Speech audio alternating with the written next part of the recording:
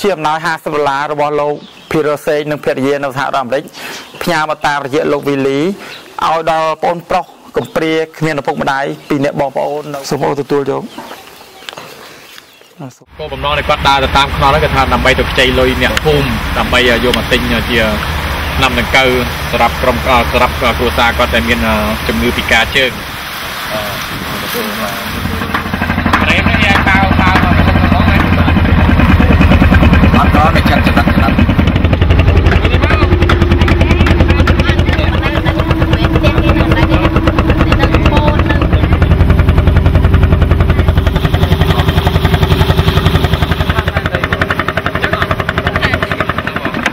cho mán nè mà rong rộp mà nè rộp mán nè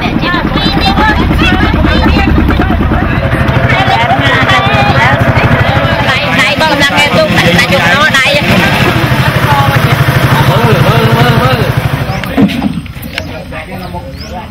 đi bây giờ tôi nhanh chứ tôi nhanh giờ từ sau này là cái lên sẽ ôm dân miền đâu mỗi nhóm đạn xã mà sao nó bàn mà phải một năm ấy đó ông này chơi đấy dày luôn dụng mà đấy kèm đó hay xóa nó mơ tất hơn được tu cho năng thông hay chẳng riêng nặng được gì á hiện trái nhân châu hay ông mới chất năng ấy thứ hai chơi đa bàn một đó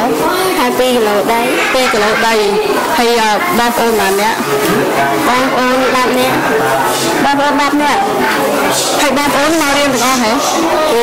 riêng được không hay ôn tra ca ấy là sầm rạp riêng lắm ca sẽ không bệnh xong bây giờ ông trong ban ấy sầm rạp bom ôn được không là sả lá đúng á xong cái ác chui mà ai ban xong trong ban con ông trong ban con ban bên mình á ban mai thì mình đi star mua cốt mua pot cái xạ ông xạ xong con nó cái ban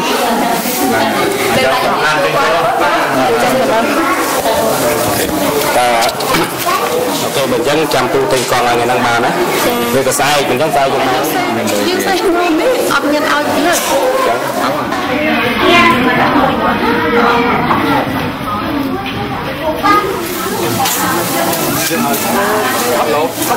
lầnนี้มาเราก็ทำไมบ้านสร้างบนในสลาเรียนมุ้ยจุนก็ทำไมสำหรับเมืองจ่าสกอร์กราวดำใบบ้านเรียนโซนบ้านให้โครงการก่อสร้างนี่ก็ทำเรียนสักจนจำนวนใบเนี่ยบ้านคือเราให้ใช้หนึ่งเพจเยอะก็ทำบ้านช่วยอุปถัมภ์จำนวน$900ก็ในปีกลางสุขาปีก็วัดแคลิฟอร์เนียสหรัฐอเมริกาปีสักจนปีก็เลยก็เอาสุเพียหนึ่งเพจเยอะในปีกลางออกล้ำก็ทำบ้านช่วยทำกิจการอุปถัมภ์โครงการก่อสร้างสลาเรียนออก$900กันได้ให้ในซอจงกระไรก็ทำเขียนบัตรต่อมาบ้านช่วยอุปถัมภ์บรรจับทัวร์สลานี้คือจำนวน$2,500บ้านทำลาย$2,500นี่ก็ทำการเป็นบนเฟอร์บ้านอะไรนี่ก็ทำเฟอร์บ้านเตบ้านก็ทำเอาไว้ก็ทำลานคลายบ้านให้ยังเมื่อต้นก็ทำเคยงานทางกราฟคือดัดจริงๆเกี่ยวสมองบาร์ได้ขังโลยังเชยบาร์เชยซับบาร์ขังโลให้ในตำบลก็ทำกับจิตกับสร้างกับไซให้ยันตกขังกับตกอริสตกสมัครไม่รู้มาก่อนขนมจงกราซามันเนี่ยตามมันจงกรานี่ก็ทำบางไซบอกยังมันโจมาตีติกรังมันบ้องมาก่อนมาโจรมันกาใจอย่างไรครับมันทางที่ผ่านได้บ้านสมัครคนมาเป็นจุดเลี้ยมาหายอะไรมีบอยอยู่ติดทับมาตัวบอยจะต้องมันลุยสิ่งใดบอยนั่นอยู่นั่นไงรถได้ส่วนนั้นก็ต้องใช้จีจนเป็นเพียบไกลกระเราเลิกก็ทำไมธรรมดาคือเงินจำนวนต่างอ้อ80 ครัวซาบ้านหนึ่งมาตัวขนมครัวซาประมวลเงินเรียนเลยขมาสมาระดับ$1,000ให้เป็นขนมเรียจำนวน30 กรอบให้ขนมไทยละน้อสำหรับกลุ่มชิคกี้พายบนมุกจำนวน30 กรอบพอได้บ้าน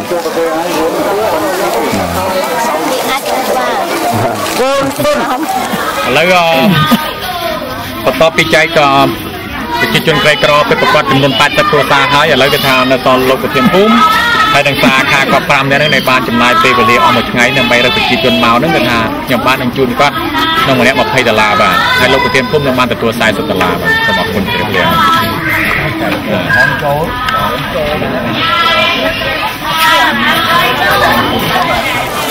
បណ្ដាសម្រាប់ក្មេងទាំងអស់នេះក៏ថាឧបត្ថម្ភដល់លោកសេងហើយបាទក៏ថាបានទិញជាសភៅសម្រាប់ក្មេងសម្រាប់សាលាធំនឹងបានទៅសភៅមួយក្បាលដេកមួយ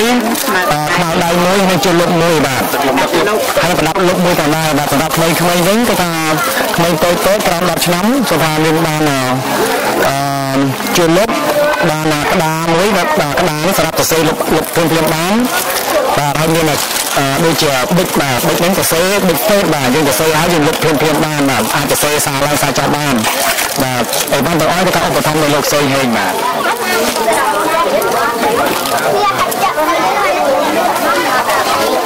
ឡូវនេះគឺថាមុននឹងមានបងស្រីម្នាក់ក៏ថាមានបងប្អូន10នាក់សំណពរសំកងឥឡូវនេះមានតែខ្ញុំមកពីមីនីសតាហ្នឹងបានជួយទៅហើយឥឡូវនេះមានបងប្រុសមួយទៀតក៏ថាបងប្អូននៅជុំវិញក៏ថាបានដឹងថាមានបងប្អូនទាំងអស់11នាក់បាទក៏ថាមានការលំបាកណាស់ក្នុងការដឹកជញ្ជូនបងប្អូនមករៀននេះក៏ថាដើរឆ្ងាយមែនទែនដូច្នេះបងប្អូនសំណពរសំកងបណ្ដាដូច្នេះក៏ថាលុយនេះក៏ថាលុយសប្បុរសជនក៏ថាតាមរយៈបងជូនបងប្អូនចំនួន40ដុល្លារទៅទិញកង់ដើម្បីដឹកបងប្អូនទាំងអស់មករៀនហ្នឹងទេបងបាទទៅកន្លែងនេះគឺគេហៅមកកន្លែងនេះពុទេបោះឆ្លងទៅខាងនេះគឺចង្ការពេជ្របាទតែភូមិរៀនបាទភូមិរៀនបាទក្រុងព្រះសៀមលោកបាទហើយប្រជាជនដែលក្រីក្រនៅម្ដុំនេះមានប្រមាណគ្រួសារទេពូនៅកាលពីមុនវាមានដល់44គ្រួសារហើយមានប្រជាជនយើងនៅបន្តទៅខាងសម្បូរអត់បាយទេណាច្រើនអត់ដែរអូនបាទដល់ពេលអត់នេះពួកគាត់បានយើងភាសាណានិយាយចឹងការងារដោះស្រាយទៅដើម្បីទៅយកលុយកាក់គេខ្ចីចឹងទៅបាទជ្រូតកាត់អូខេចឹងទៅបានយកមកទិញបាទដូចជាអង្គអីហូបចឹងទៅបាទក៏ដោះស្រាយបាទការខ្វះខាតចំណេញច្រើនមែនទែនបាទ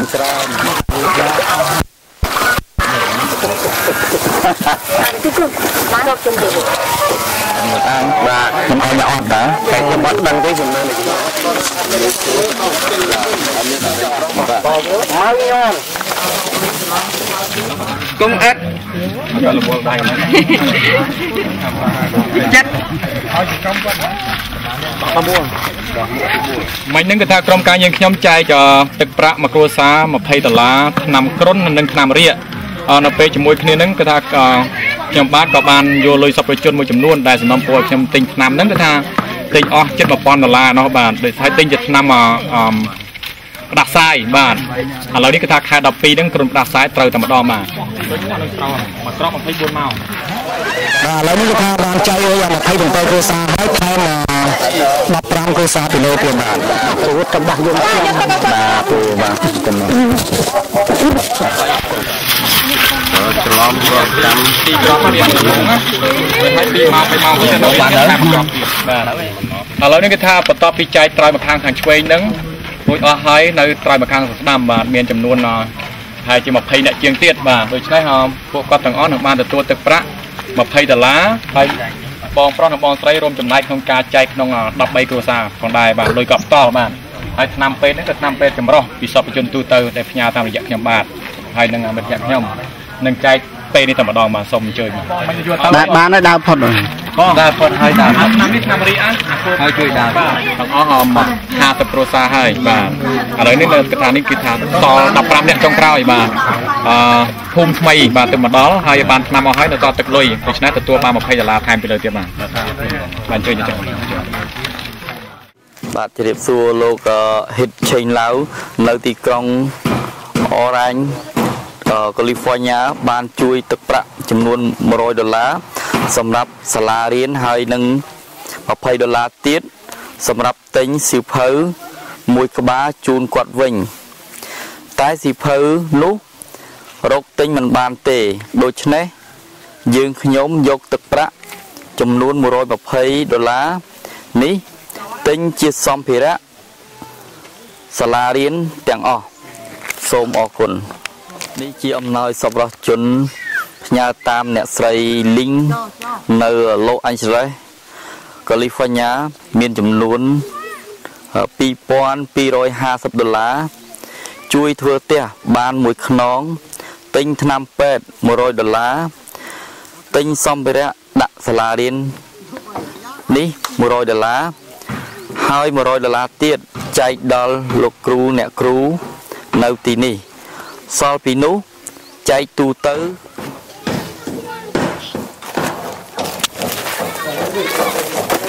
សូមជម្រាបជូនសប្បុរសជនដែលនៅនេះសមុទ្ររបស់សាលាដែលសប្បុរសជនបានជួយនេះនៅក្នុងភូមិបឹងព្រះវល័យឃុំនូនបាស្រុកកោះកឡដែលបានសាងសង់នឹងរួចរាល់ហើយនៅតែសាបខាងក្រៅដែលមិនទាន់បានចាក់ព្រោះថាជាងជួលគេហើយតែនៅយឺតយ៉ាវដោយសារគាត់ខំប្រមូលផលស្រូវរួចបានគាត់បន្តទៀត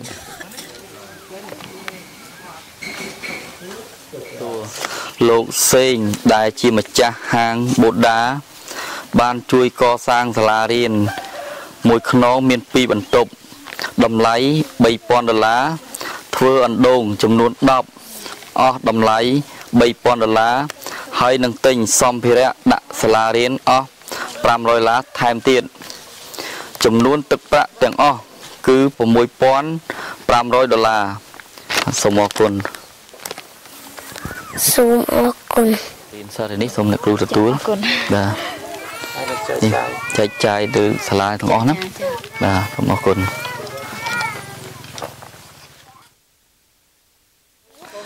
ដោយសារលោកវិលីគាត់មានជំងឺឈឺគាត់បានចុះមកឲ្យខ្ញុំជាតំណាងមកចែកនៅទីនេះផ្ទាល់ហើយសូមអរគុណដល់លោកណាងសែមនិងគ្រួសារបានជួយជាទឹកប្រាក់ចំនួន$125ដើម្បីចែកដល់សិស្សសាលានៅទីនេះបាទសូមអរគុណសិស្សសាលានៅទីនេះចំនួន40នាក់ទាំងអស់សរុបទាំងអស់40នាក់ហើយក្នុងម្នាក់បានទឹកប្រាក់ចំនួន10000រៀលបាទសូមអរគុណអរគុណ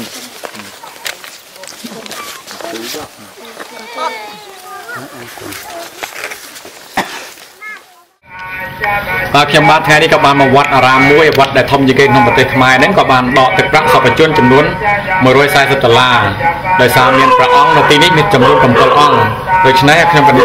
នឹងប្រគេនព្រះសង្ឃក្នុងមួយអង្គ$20ដូច្នេះព្រះសង្ឃគ្រប់អង្គនឹងជូនពរជ័យដល់សពជនទាំងអស់សូមទស្សនាដោយតទៅបាទសូមអរគុណគុណម្ចាស់គ្រប់អង្គទទួលនៅអនុមោទនាហើយក៏សូមចម្រើនពរដល់ញាតិញោមទាំងអស់ដែលសូមសពជនទាំងអស់នៅឯនេះសមុទ្រគឺថាមើលភាពពិតដែលមានប្រសពរបស់ព្រះអង្គព្រះនាមសង្ឃពុនធឿនដែលលោកសកុតនៅទីនេះព្រះអង្គបានសកុតកាលអស់រយៈពេល6ឆ្នាំកន្លងមកហើយនេះគឺជាប្រសពរបស់ព្រះអង្គនៅទីនេះនៅក្នុងតាមបញ្ជុះកញ្ចក់នេះដែលស្ថិតនៅវត្តដែលធំជាងគេក្នុងប្រទេសខ្មែរយើងនេះតែម្ដងបាទសូមអញ្ជើញទស្សនាភាពពិតដូចតទៅបាទខ្ញុំមកល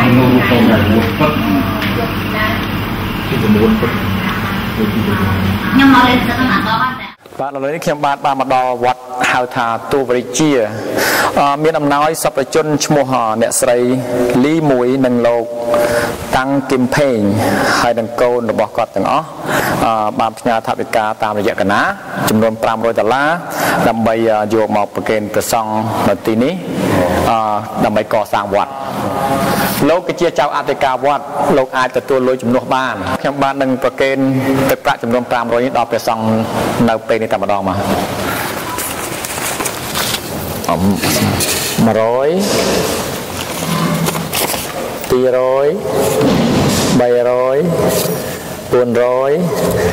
500នេះកណាសេះសល់កប៉ៅសល់តែប៉ុណ្្នឹងផងសូមអញ្ជើញប្រគេនទៅហើយគុណចូលបនមៀកផនតិចតួចដែរហើយឥឡូវហ្នឹងលោកអ៊ំដែលគាត់ជាអាចារ្យវត្តនទីនេះគាត់បានស្នើសុំតាមរយៈក្រុមការងារខ្ញុំឲ្យជួយផ្សព្វផ្សាយទៅដល់សពជននៅនេះសមុទ្រហ្នឹងសូមជួយកសាងវត្តនទីនេះដោយសារតែស្ទះក្នុងការអនុវត្តហ្នឹង3ឆ្នាំកន្លងមកហើយដោយសារតែអត់ថវិកាអត់មានសពជនមកពីក្រៅជួយពួកគាត់ទេ3ឆ្នាំកន្លងមកមិនបានកសាងនេះដោយសារតែទឹកលិចបាទទឹកលិចហើយប្រជាជនរស់ស្រូវក៏មិនបានហើយទៅអត់បាយអត់ទឹកទៀតដូច្នេះការកសាងហ្នឹងក៏បានបញ្ឈប់បាទវត្តនេះឈ្មោះថាទួលចារៀងសីបាទនៅភូមិកបៅគឺនៅភូមិកបៅឃុំនំនៀបស្រុកពនាបខេត្តបន្ទាយមានជ័យបាទជម្រាបសួរនេះគឺជាផ្ទះធ្វើតម្លៃអស់$2,100បាទធ្វើពីឈើបាទហើយនឹងដំបូលកសង្កសីបាទហើយសពជនដែលជួយមកក៏មានទាំងអស់6នាក់បាទខ្ញុំបាទនឹងអានជូនឈ្មោះ